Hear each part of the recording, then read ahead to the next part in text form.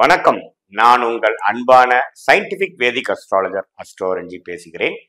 நல்லது நினைப்போம், நல்லதே நடக்கும்.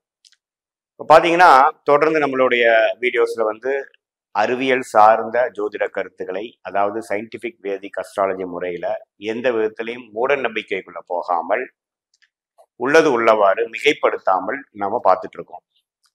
இப்போ பார்த்தீங்கன்னா, அந்த வரிசையில நாம நம்ம என்ன பார்க்க போறோம் அப்படின்னா, மாத பலன்கள். இந்த மாத பலன்கள் ஜூன் 2024க்கு எப்படி ஒரு கிரகங்கள் பயிற்சி ஆகிறது, ஜூன் 2024ல எந்தெந்த கிரகங்கள் எந்தெந்த ராசியில் இருந்து, நீங்கள் எந்த ராசியில பிறந்திருந்தீங்கன்னா அந்தந்த தாக்கங்கள் கோச்சார முறையில உங்களுக்கு சாதகமான பலன்களும் சாதகமற்ற பலன்களும் வரப்போகுதுன்னு நம்ம பார்க்குறோம். அந்த அடிப்படையில் பார்த்தீங்கன்னா, ஜூன் 1ஆம் தேதியே புதன் உங்களுக்கு ரிஷபத்துலக்கு வருகிறார். ஜூன் 1ஆம் தேதி பார்த்தீங்கன்னா மேஷத்திலிருந்து ரிஷபத்துக்கு வந்துடுறாருங்க. அதே சமயத்தில் ஜூன் 2ஆம் தேதி பார்த்தீங்கன்னா செவ்வாய் மீனத்துல இது வரைக்கும் இருந்த செவ்வாய் மேஷத்துக்கு ஆட்சி பலம் பெறுகிறார். அடுத்தது எப்போ ஒரு பயிற்சி வருதுன்னு பார்த்தீங்கன்னா ஜூன் 13ஆம் தேதி. ஜூன் 13ஆம் தேதி சுக்கிரன் ரிஷபத்துல ஆட்சி பலத்தோடு இருந்த சுக்கிரன் மிதுனத்துக்கு நட்பு வீட்டுக்கு மாறுகிறார். அதே சமயத்துல ஜூன் 15ஆம் தேதி சூரியனும் புதனும் ரிஷபத்திலிருந்து மிதுனத்துக்கு மாறுகிறார்கள். கடைசியாக ஜூன் கடைசி நாள் 30ஆம் தேதி சுக்கிரன் மிதுனத்திலிருந்து கடகத்துக்கு மாறுகிறார். ஸோ இதுதான் மாத கிரகங்களாகிய சுக்கிரன், சூரியன், புதன், செவ்வாய் ஜூன் மாதம் பயிற்சி ஆகக்கூடிய ஒரு அமைப்பு. குரு உங்களுக்கு நல்லா தெரியும், ரிஷபத்திலேயே நீடிச்சிருக்க போகிறார். அதே சமயத்துல மீனத்துல ராகு, கன்னியில கேது, கும்பத்துல உங்களுக்கு சனி நீடித்திருக்க போகிறார். ஆண்டு கிரகங்கள் ஆகிய குரு, ராகு, கேது, சனியில எந்த விதத்திலையும் ஒரு மாற்றங்கள் ஜூன் மாதம் முழுதும் இல்லை. மாத கிரகங்கள் தான் இருக்க போகிறது. ஸோ அத்தகைய அமைப்பு இப்போ உங்களுடைய ராசிக்குள்ள எப்படி இருக்கும்னு பார்க்க போறோம். அதுக்கு முன்னாடி நம்ம சேனலுக்கு ஃபர்ஸ்ட் டைம் வரவங்க, இது வரைக்கும் சப்ஸ்கிரைப் பண்ணாதவங்க மறக்காம சப்ஸ்கிரைப் பண்ணுங்க. உங்களுடைய ஃப்ரெண்ட்ஸ் அண்ட் ரிலேட்டிவ்ஸ் ஷேர் பண்ணுங்க. பிடிச்சிருந்தா லைக் கொடுங்க. இப்போ பார்த்தீங்கன்னா, இது ஒரு பொதுவான பலனை தவிர, இது உங்களுடைய ஜென்ம ஜாதகத்துல வரக்கூடிய தசாபுக்திகள் எப்படி இருக்கு, அதுல உங்களுடைய நீங்க பிறந்த ஜாதகத்துல இருக்கக்கூடிய கிரகங்களோட அமைப்பு என்னங்கிற பொறுத்து தான் துல்லியமான பலன்கள் எடுக்க முடியும். இது பார்த்தீங்கன்னா ஒரு சப்போர்ட்டிங் ஃபேக்டரா, நீங்க ஜாதகத்துல இருக்கக்கூடிய அம்சங்கள் வேகமா நடக்குமா அல்லது டிலேவா நடக்குமா, சாதகங்கள் அதிகமாகுமா சாதகங்கள் குறையுமா அப்படிங்கிற ஒரு விஷயத்தை தான் நம்ம மாத பலன்களை நம்ம பார்க்க முடியும். கன்னி ராசிக்காரர்களுக்கு 2024 ஜூன் மாதம் எப்படி இருக்க போகுதுன்னு பார்க்கும் பொழுது, மாத கிரகமாகிய செவ்வாய் 8ஆம் இடத்துல ஆட்சி பலம் பெறுகிறார். செவ்வாய் கன்னி ராசிக்கு நல்ல ஒரு சாதகமான கிரகம் இல்லை. 8ஆம் இடத்துல ஆட்சி பெறும் பொழுது நம்ம கொஞ்சம் கவனமாக இருக்க வேண்டும். பத்தாவதுக்கு ஆட்சி பலத்தில் இருக்கக்கூடிய 6ஆம் இடத்து சனி 3ஆம் பார்வையை பெருக போகிறார். ஸோ அந்த நேரத்தில் பார்த்தீங்கன்னா உடல் உபாதை, 8ஆம் இடம் என்று சொல்லப்படுகிற உடல் உபாதை, வண்டி வாகனத்துல போறப்போ கேர்ஃபுல்லா இருக்க வேண்டிய அமைப்பு, டிராவலிங்கிறப்போ கொஞ்சம் கேர்ஃபுல்லா இருக்கணும். இரவு நேரம் பயணம் செய்யறவங்களுக்குலாம் ரொம்ப கேர்ஃபுல்லா இருக்க வேண்டிய அமைப்பு, குறிப்பா கன்னிராசிக்காரர்கள் இருக்க வேணும். ஏன்னா ஒரு அட்டமாதிபதி ஆட்சி பலம் பெற்று சனியோட பார்வை பெறுவது அவ்வளவு நல்லதில்லை. எந்த விதத்திலையும் ஒரு சுபகிரகத்தின் தாக்கம் இல்லை.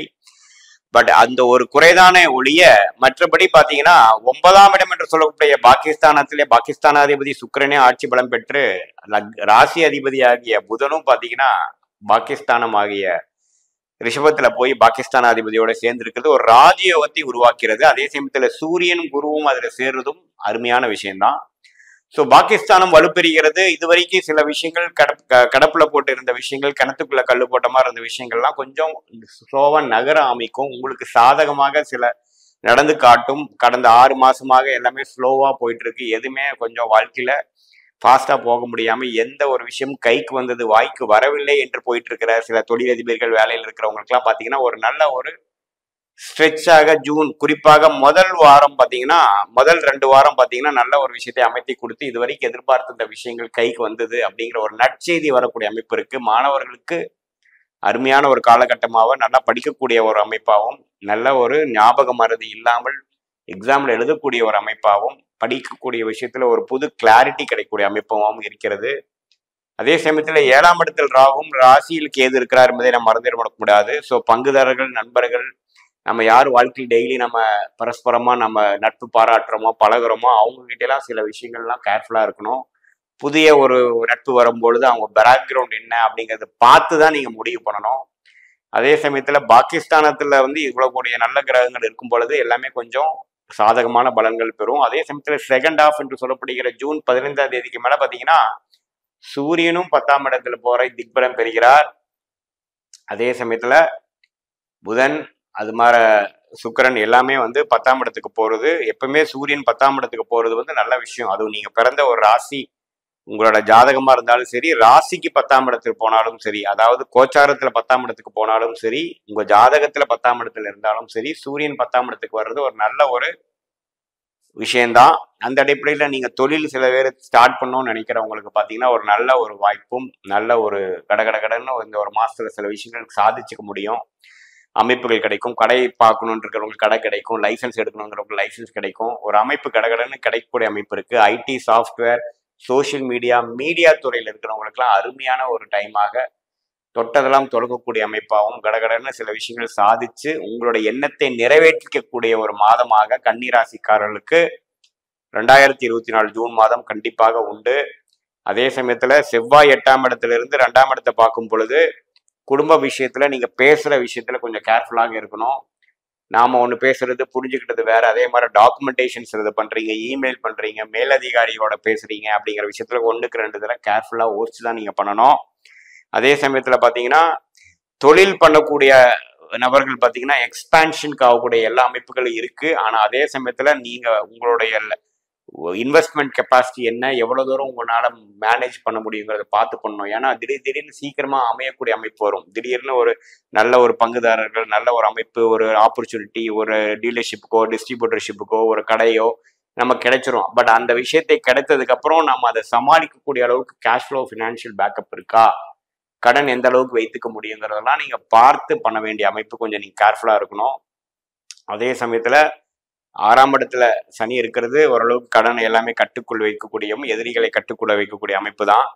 செவ்வாய் மட்டும் இந்த மாதம் முழுசு ஆட்சி பலத்தோட 8ஆம் இடத்திலிருந்து சனியின் பார்வை பெறுவதனால கொஞ்சம் உடம்பு ரீதியான விஷயங்கள், மன ரீதியான விஷயங்கள், பேச்சு சம்மந்தப்பட்ட விஷயங்கள், அடி வயிறு அது மாதிரி விஷயங்கள், வாகனத்துல போகும்பொழுது ரொம்ப கேர்ஃபுல்லாக இருக்கணும். சில பேர் மெடிக்ளைம் போடாம இருக்கிறீங்க, இன்சூரன்ஸ் போடாம இருக்கிறவங்களாம் கொஞ்சம் போட்டுக்குங்க.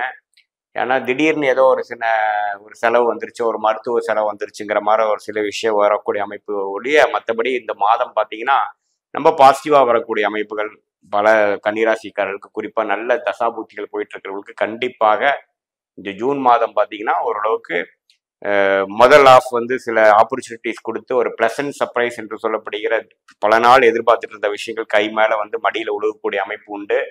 அடுத்த செகண்ட் ஹாஃப் பார்த்தீங்கன்னா அது மூலமா நீங்க சில விஷயங்களை சாதித்து கொள்ள முடியும்.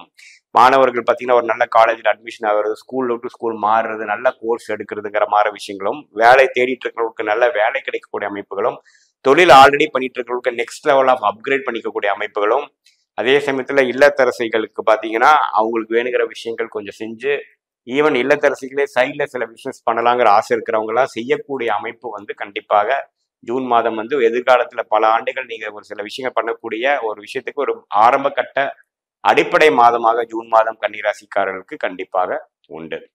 மீண்டும் மற்றொரு காணொலியை சந்திப்போம். நன்றி, வணக்கம்.